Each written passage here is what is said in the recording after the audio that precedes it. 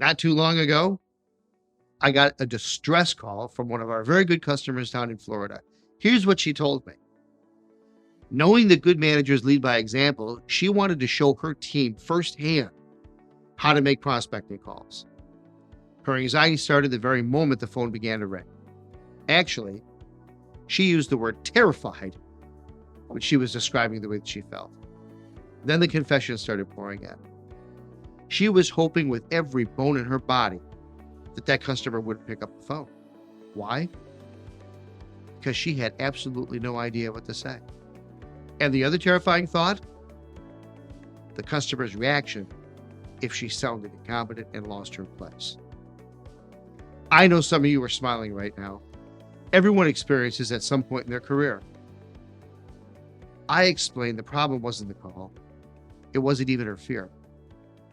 Her problem was not understanding the science behind the call. That's right. I said science. There are 6 stages to a sales call. I like to call it the operating system for phone calls. Stage 1 is do quick research on the customer. Review their history. How long have they owned that vehicle? When was the last time they were in for service? Was it financed? Leased? Maybe they paid cash. Then comes stage 2. Plan the call. You have 2 goals to achieve in this stage. The first, make sure you have a purpose for the call. When you have a purpose for the call, you're in control. The second goal is to have a goal. You must have a goal for the call. What outcome do you want? A customer visit? Maybe have them fill out an online credit app, or just agreeing to have a future phone call. So after this is all done, you're ready for stage 3. It's time for you to pick up the phone and dial. It's introduction time. This is where you earn the customer's permission to continue the conversation. If you do it ineffectively and you sound like a telemarketer, they're going to treat you like a telemarketer.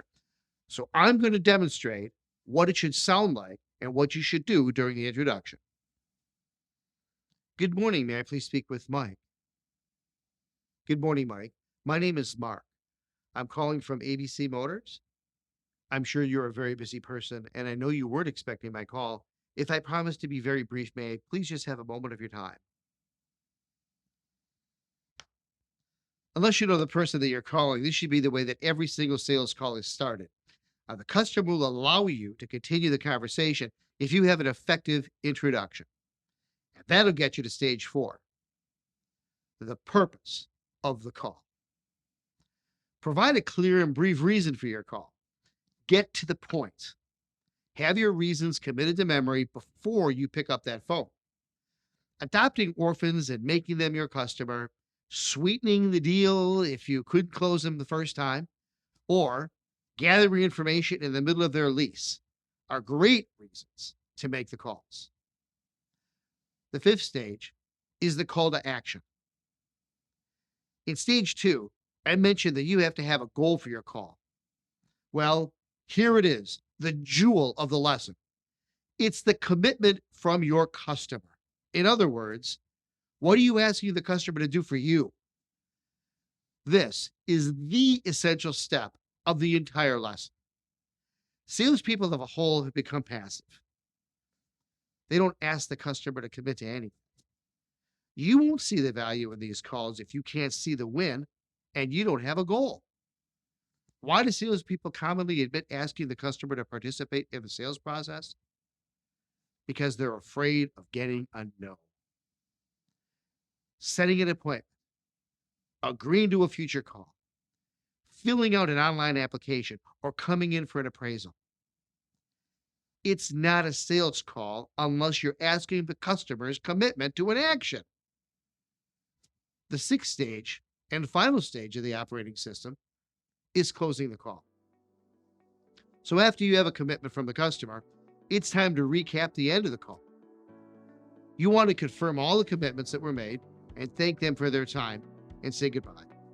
Now, these 6 steps aren't difficult, but they must be a part of every single sales call that you make.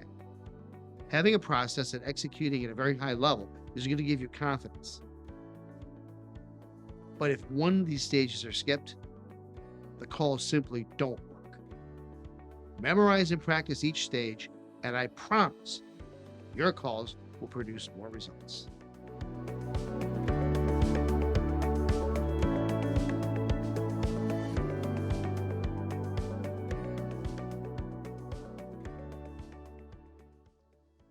I wanted to take a moment after today's lesson to thank you for joining us. I understand firsthand what it's like to make these phone calls, and I understand that it's difficult. It's not easy to pick up a phone and call people that you don't know and try to make a bond. Sometimes we can make it sound simpler than it actually is. The lessons, though, don't give you perfect word tracks and a perfect process that work every single time. They're meant to increase the odds of you winning. And I can promise you that if you take it seriously and you learn the stages, it's going to increase your odds. And to that end, please look for our email that we're going to be sending you. It's going to be an invitation for our live sessions that we have. We're going to look forward to having further discussion and helping you once again through your career. Happy selling.